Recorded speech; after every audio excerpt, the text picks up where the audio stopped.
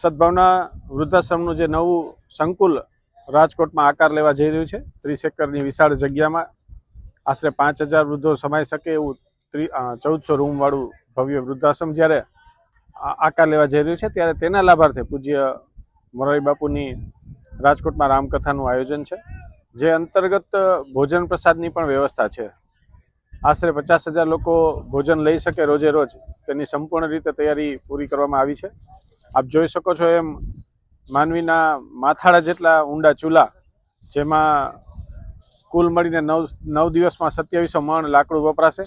આ સિવાય એકી સાથે આ તમામ ભક્તજનોને પ્રસાદ આપી શકાય એ માટેની તમામ વ્યવસ્થા પૂર્ણ કરવામાં આવી છે, જેમાં અનેક પ્રકારનું અનાજ, કરિયાણું, તેલના ડબ્બા, આશરે 1000 જેટલા, ચોખ્ખું ઘી, આ બધી વ્યવસ્થા પૂર્ણ કરવામાં આવી છે।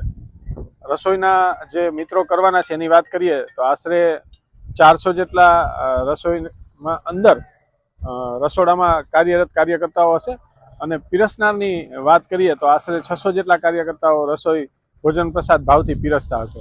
તો રાજકોટની જનતાને અપીલ છે કે આ રામકથામાં કથા શ્રવણ કરવા માટે પધારે, ને ત્યારબાદ પ્રસાદ ગ્રહણ કરીને જ અચૂક ઘરે જાય।